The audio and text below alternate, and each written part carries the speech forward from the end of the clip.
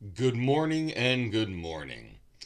Today is Thursday, September 26th. It's about 10 after 5 in the morning right now, which is about the time I like to get up usually. I'm an early up, early to bed kind of guy.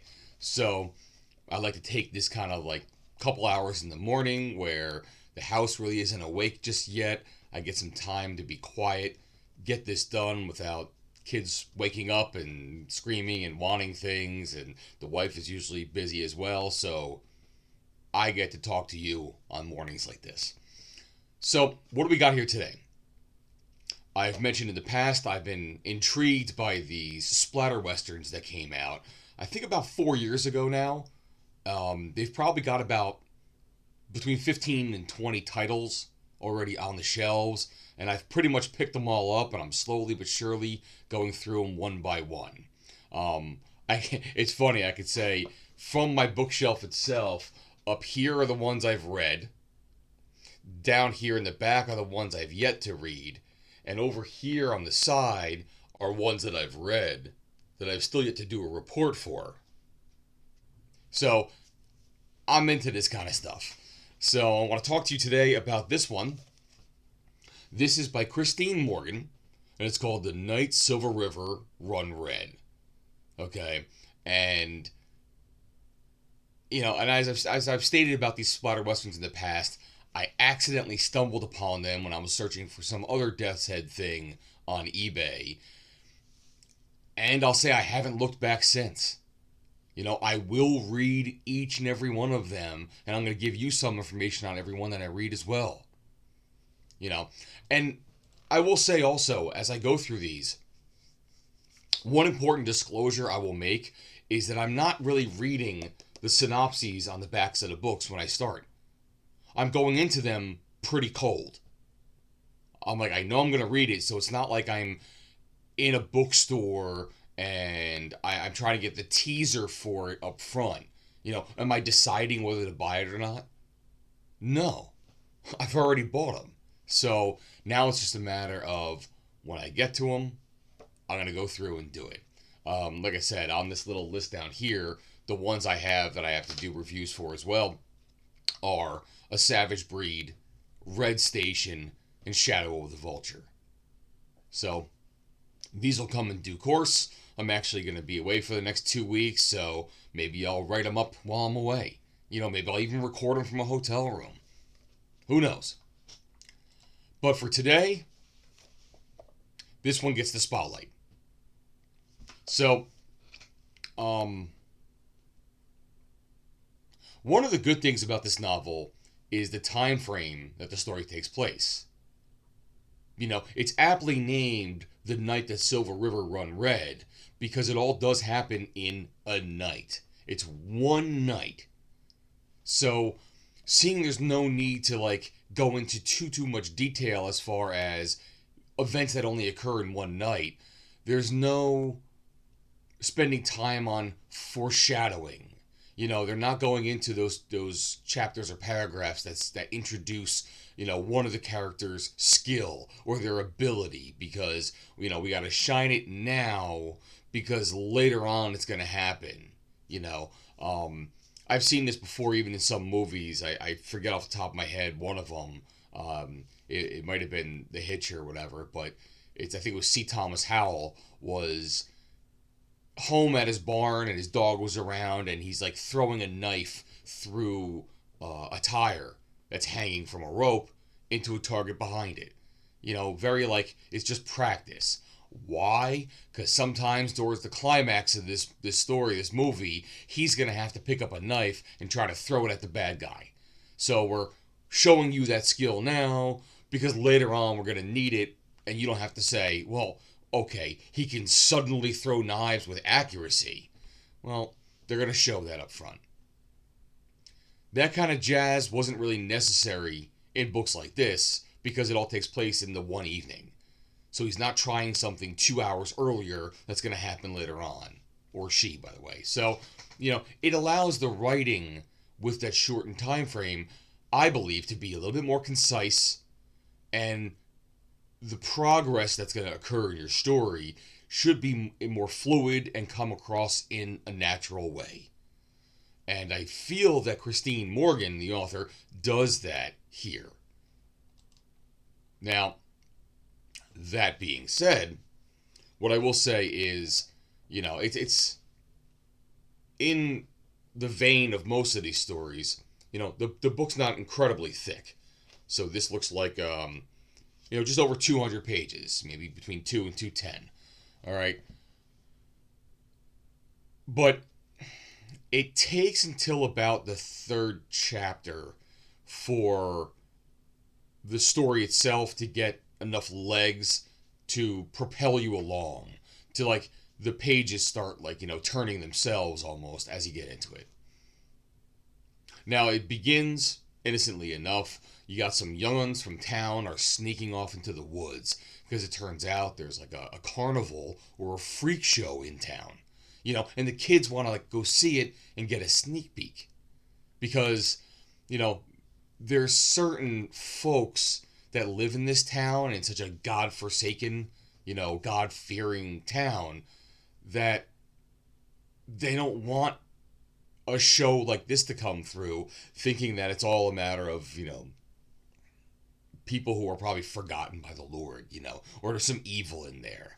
It's you can almost imagine that preacher up there going, sin, sin. So the whole thing is the kids know that they're not going to be allowed to go see this carnival or this freak show when it opens for the 2 or 3 days they're actually there. So now the kids are going to go out there and try to catch a peek. And even as they do this, as you hear them talking about sneaking away and what's going to happen to them if they get whooped up if they ever get caught out of the house, and especially going caught seeing this thing in town their parents don't want them to see, you kind of get a little vibe from that movie Stand By Me.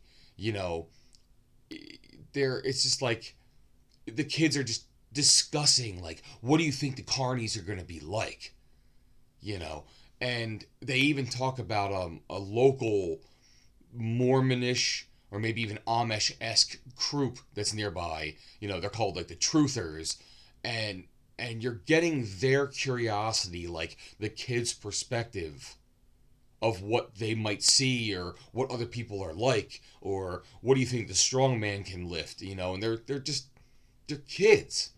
They're not exposed to this stuff very often, so they're extremely curious. And the kids themselves, you got the one boy with a stutter, so they give him some personality. One of the boys is black, so you get his personality, his perspective. There's even a girl along on one of the adventures. So the crew that's going out to do this little midnight mischief, or whatever you want to call it, it's very, very down to earth.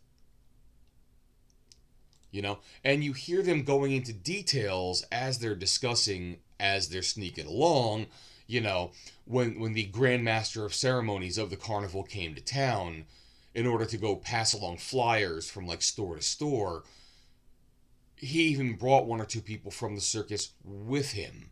And it's oh, what did that one look like? Who was this? And the kids even go into some detail talking about the actual flyer itself, and it talks about how the townsfolk didn't even want them to hang up their little flyers in town or hear their stories because, it's things that people in small towns could be like. I don't know if it's kind of tropey or cliche or whatever else, but when you're going to have this in your story, there's certain things you kind of have to hit along the way.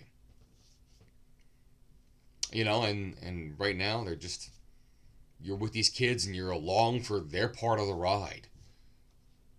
But eventually, the kids do make their way through the woods and they find, the freak show, whatever, and they tiptoe closer to see what's up. And long story short, they eventually get scared from something and gotta run back in the woods with their tail between their legs, and at the same time goofing each other, saying haha, you're yella because you jumped the highest, and bada bada.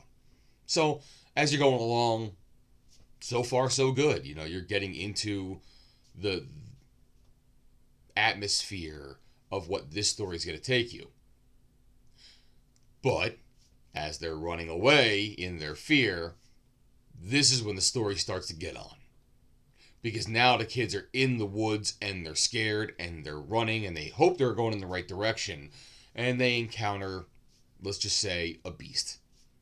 Or even beasts, plural, you know. And eventually one of them uses one of them old-timey lanterns, you know, they have the oil and they set it, the little match and they set it on fire. But they use the lantern to help try to get away, like they hurl it. And they hit one of the beasts and put it ablaze. But I will say, though, this is where the descriptions become very descriptive. You know, as this whole fleeing and attacking back or defending back goes on, you're feeling every emotion these kids are going through while it's going on. So the heart starts racing with this one. And like I said, this is where the pages really begin to turn themselves. In their escaping, they said, let's go to the nearest home. You know, there's an adult there. They're going to be able to help us. I'm sure they can, you know. And the guy who lives there on this part of the outskirts of town, he's like that old cudger who kind of keeps to himself, you know, and he's got these unruly dogs around him also.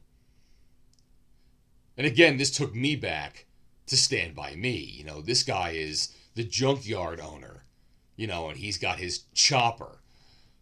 And the junkyard dog is there, and kids come around, he'll sick the dog on them, you know. This is where that infamous chopper, sick balls thing comes out, where the kids, in their perspective of Stand By Me, you know, come up about, you know, who this person is and the dog they have with them. So, in an effort to avoid spoilers as much as I can, this is the part of the story where it takes a nosedive, face first, right into the splatter western aspect of this genre. So, something goes down at this farm, you know, the junkyard, and I'll tell you, shit goes down with the kids. And some of the antagonists of the story are now brought to the fore. And I will say, things get graphic.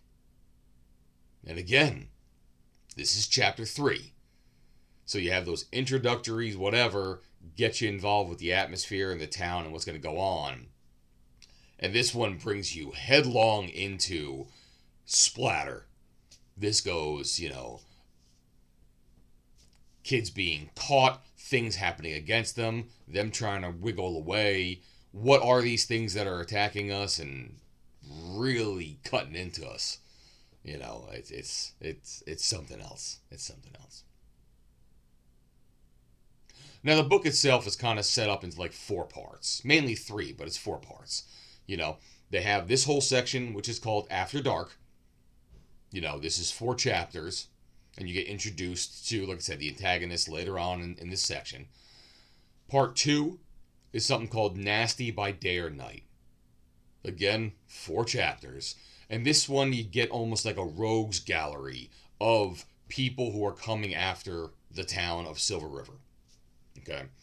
Section 3 is something called High Noon at Midnight. Again, another 4 chapters. You know, and this is about the town of Silver River and now what's going on overall in the town. You also get more details on the antagonists, and then you also get a little bit of, you know, defending and rebelling from the town itself, and then it ends up with a short little epilogue. So we're talking in total 14 chapters over the course of like 200 pages, so you can really get through this. Not get through, that's not actually the right way to say it, but you will absorb and digest all this pretty well.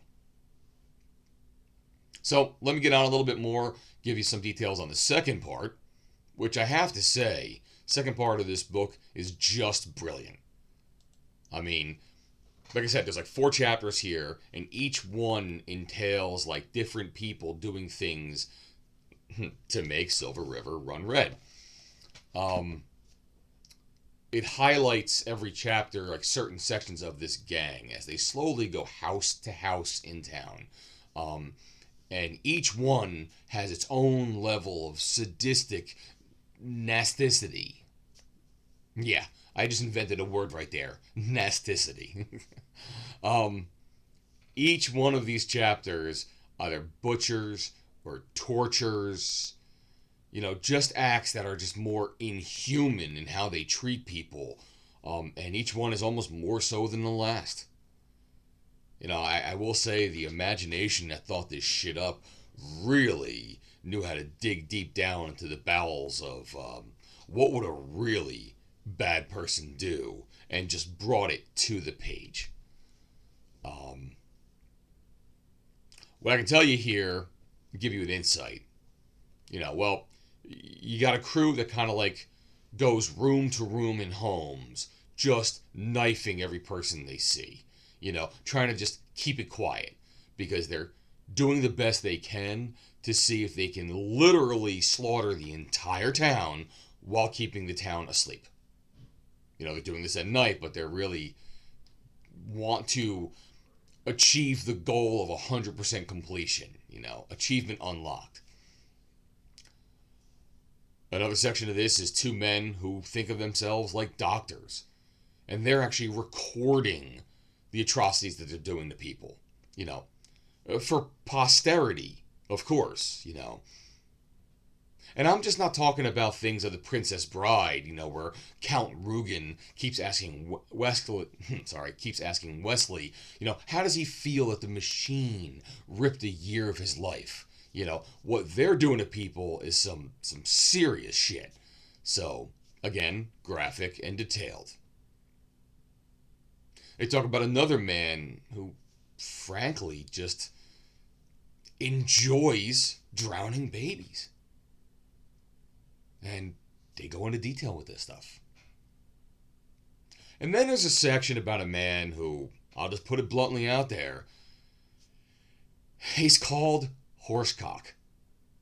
Yeah, that's right. The man goes by the name of Horsecock. Now, there's reasons why he has this moniker.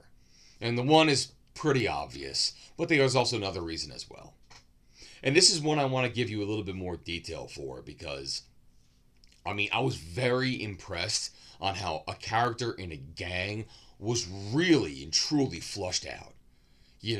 Christine Morgan gives you backstory and motivations. Just in the few pages she spends on this, it gets you into the head of why this person does what they do, why they do what they do, and almost morality in that nasticity that I came up with. You get the personality or in the personal way of the why of the actions in the forefront.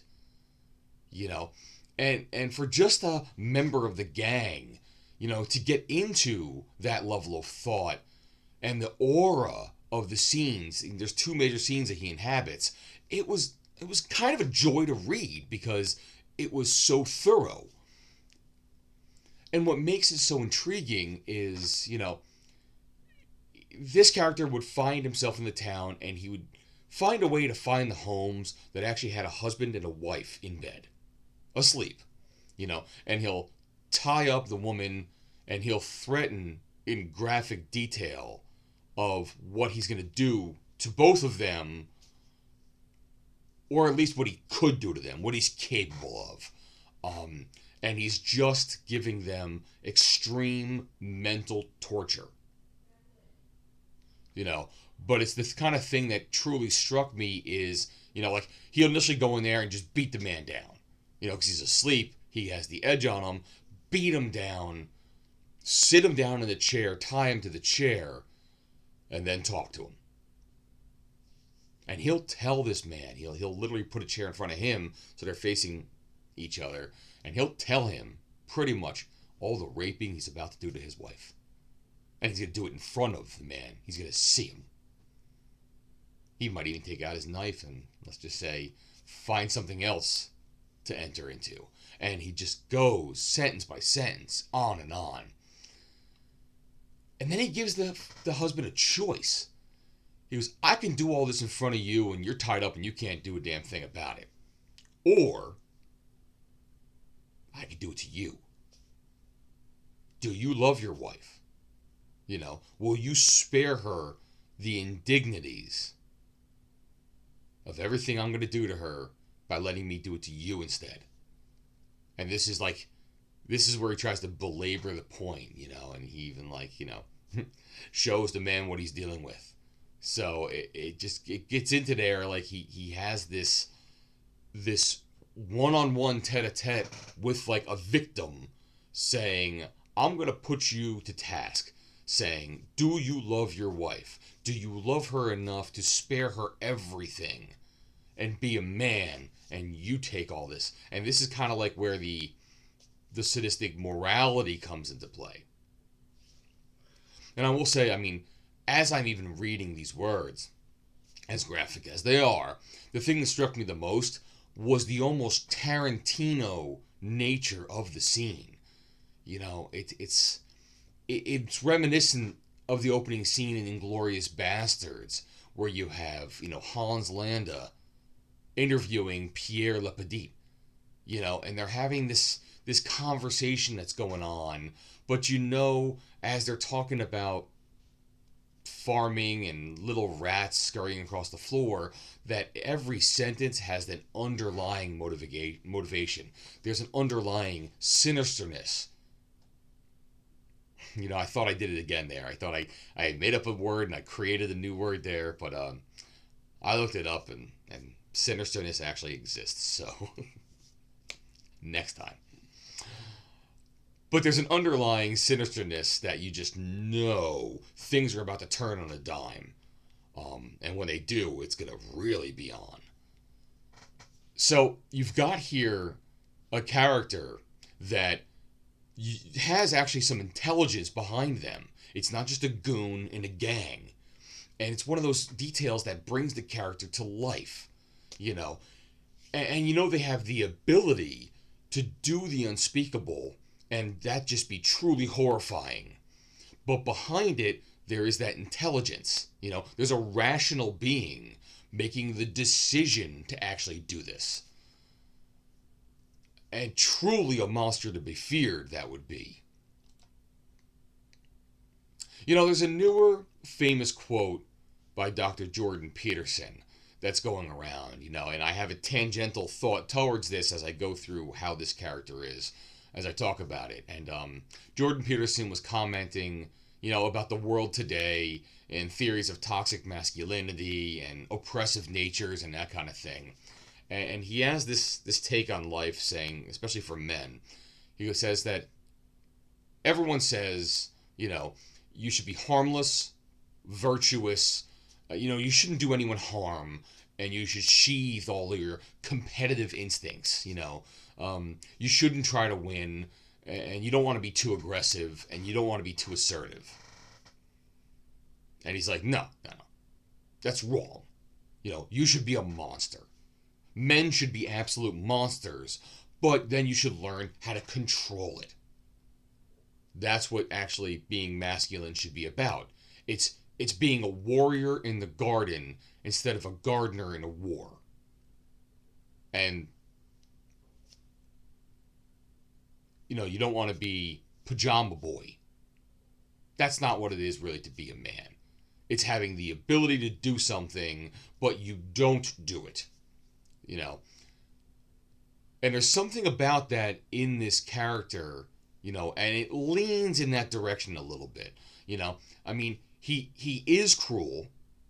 The character is monstrous, and he does act on his nature. However, in the first time we see him, the restraint he shows, let me say it's almost like altruistic in his motives, and it's focused, and has a point to it. He's not just doing it for glee, Now, I wouldn't go so as far to call him evil. Sinister, to be sure, and he goes to excess for his goals. But I think evil would be the wrong term there, so. Overall, like I said, with the writing there, truly remarkable. I think I'm done with section 2 right now. I'll just quickly hit in section 3. This is where the story kind of turns a little bit. It's no longer the snuff film that it happened to have been in section 2. Um, you know, the carnage that's being wrought in this town slowly wakes up the town, and now you're starting to get people to realize what's going on, and again begin to defend themselves against their individual attackers. And it really brings you into the details here as well. You get the feeling of being in the people's stories. They're literally waking up in the middle of the night, and you get that fog of sleep feeling that they're feeling. That slow to realize that they're hearing a noise, or wondering, what was that? Or, hey honey, can you go check? And it goes from that state of mind to lunging for the gun or holding back the knife of the guy above you. And I'm trying to keep the spoilers on this as low as I possibly can, but there's also an interesting turn of events in the chapters, and it makes this section just for an enjoyable read. You're going to have to check it out for yourself, what occurs in this kind of a part as well, but, there you go. So that's the basics as of the story and the writing of it. And what I can say is that I'm a fan of what I read here. Pretty decent stuff, I must say. Even though it does get graphic, but then again, you're kind of into it when you're trying to pick up like a horror book to begin with. It's definitely carved its own path in the alleys and the byways of the splatter western genre of books.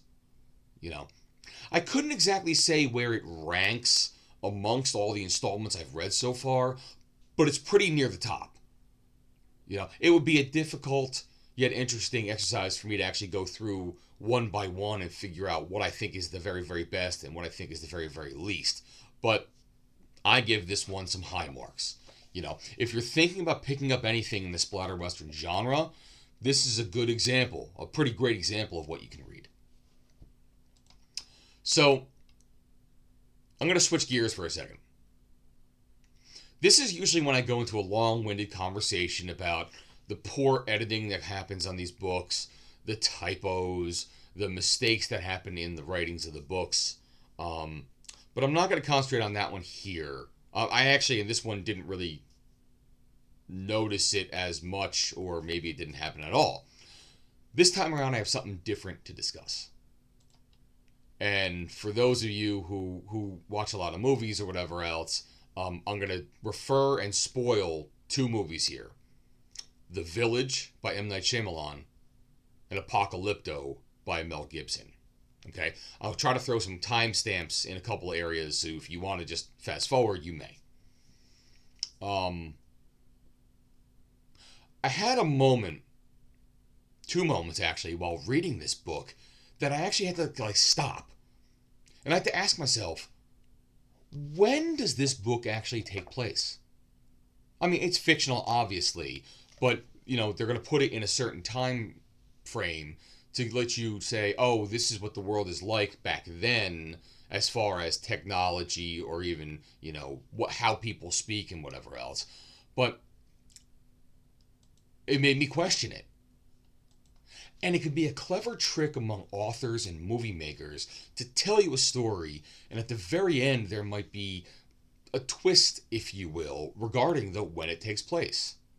And like the movies I mentioned earlier, if you take things like The Village, it's a 19th century village in the middle of the forest, and the denizens live in fear of monsters from the forest, so they've got a line of torches hoping to keep them at bay, and the people in the village themselves kind of live an Amish style life, and they live with a practiced harmony with each other. And for the story, until things go wrong. And eventually, as it goes to the end, and here the spoiler is if you haven't seen it, you learn that this is actually a present day commune in the middle of a wildlife preserve. So it's actually 100 years further into the future from when you would have believed when you just saw the atmosphere and saw how they were living. You wouldn't think 2000, you'd think 18 something or whatever. Maybe even later, a little earlier, but, about 100 years difference. So the movie tricks you with the timing of it. And the same thing kind of happens with Apocalypto. By the way, a movie so great it belongs almost like with the splatter westerns, except for the fact that it's not a western. But it's one of those movies that Death's Head Press, who makes these books, should try to reach out to Mel Gibson to see if he wants to bring any of these novels to life, should I say. It might even be up his alley. But in Apocalypto, here you have an amazing story, takes place with some almost South American tribe, and they basically go about their day until they're ambushed and attacked, and then most of them are put on a line, and they're marched back to like an Incan temple where they're painted blue, and they're gonna have their heads chopped off for a god in a ritual, you know. And one of them, breaks out and then has a survival and kind of diehards his way through his other attackers that are pursuing him as he's trying to like escape to his freedom. And you do all this and you're along for a fantastic movie and a fantastic story. And then at the end, there's this little ending that makes you say, I didn't even think of when this movie takes place. Because you see like the frigates of like Cortez or Columbus or whomever start coming up on shore. Which says, as long, while these people have their own problems amongst themselves, there might be that sign of doom to things have come when all of a sudden the white explorers make their way to their shores. So with those two examples, there's like, you're doing this story, and then all of a sudden, boop, hey, it takes place sometime in the future of what you actually thought. And I ran into that with this novel. So, and then one of the reasons why I thought of this is I go back to my old standby of when I was listening to those Brandon Sanderson podcast lectures, whatever. They're available on YouTube to watch. And it regards like how to write science fiction and fantasy. Although it doesn't have to be specifically science fiction and fantasy, it's for any writer.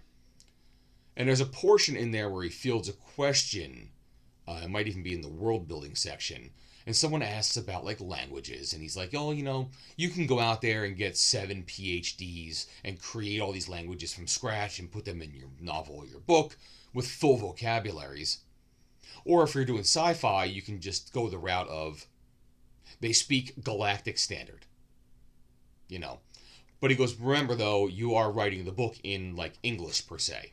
So it's important that you have to learn that you're probably going to use some idioms in your book, but they've got to make sense in that fantasy or that sci-fi realm when you do it. And one of the examples that he gives is you can't say things like, you're on another world and, that's the straw that broke the camel's back. You can't say that in a world that doesn't have camels. So you'd have to change it enough to make it work. And that piece of advice always stuck with me for some reason. And it always stuck me when I'm actually reading things that are like period pieces in a way. So when you're writing about the Old West, you can't have one character tell another character, just Google it, you idiot.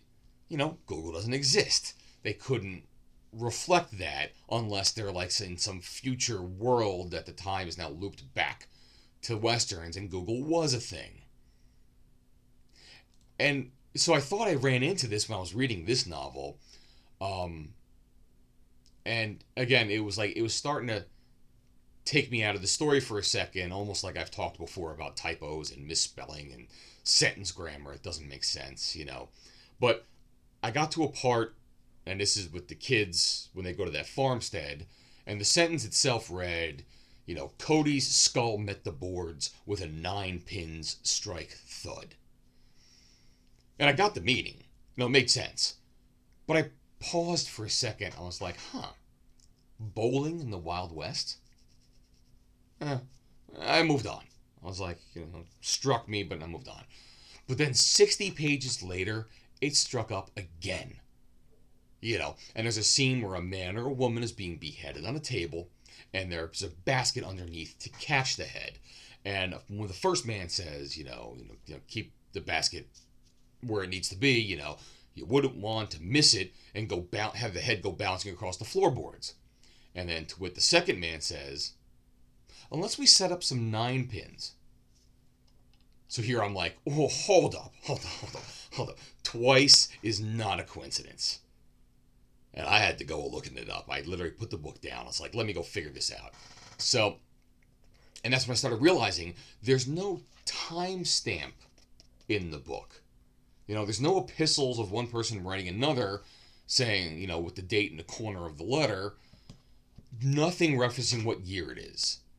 And I'm like, is this truly Wild West times?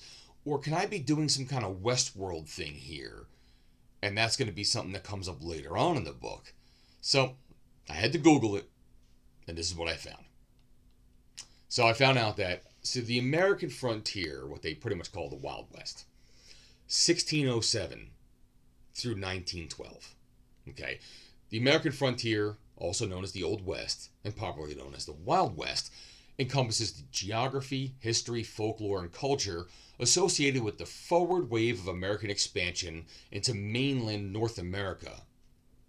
And it began with the European colonial settlements in the early 17th century, and ended with the admission of the last few contiguous Western territories as states in 1912. Okay, that's when the Wild West was, 300-year period.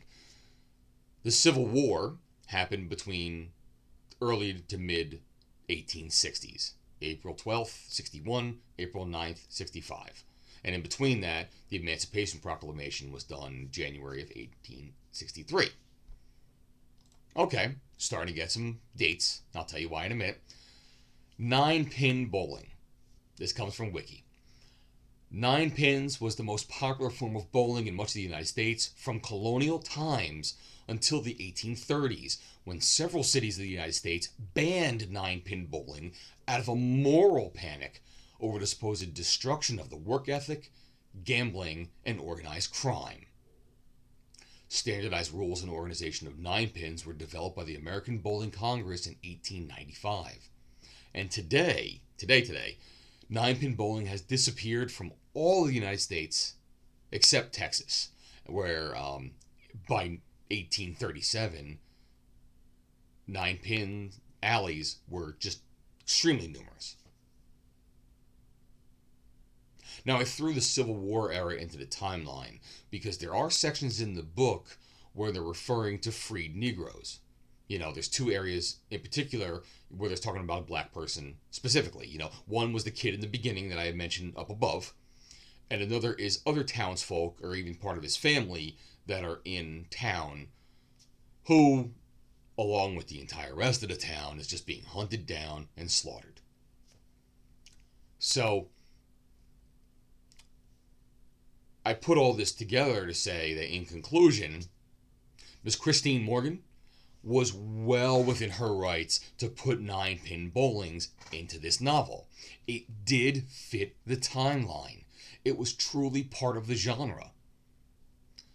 Despite the fact that I don't remember ever seeing a movie about a Wild West to ever include it. Granted, I'm not an aficionado of all things Wild West, but I just personally don't remember ever seeing it. And that's why when I got introduced to it in the novel, I was like, are you sure? I mean, the closest I ever came to seeing bowling at all in the Wild West is There Will Be Blood with Daniel Day-Lewis. They have that infamous I drink your milkshake scene at the end.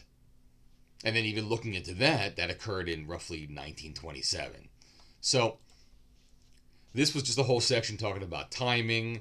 I got confused, but it was me being confused, not the author really, really confusing me. So that was pretty interesting, and I learned a few things by doing this. Well, that's all I have for you today. It's about 40 minutes right now.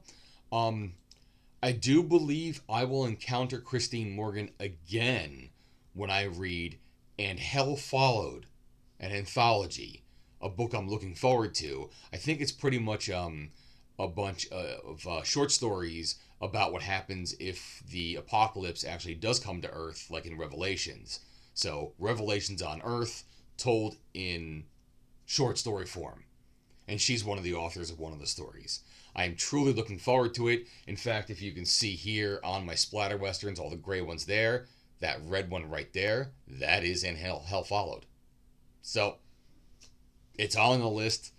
It will probably be coming around, if not by the end of this year, early next year.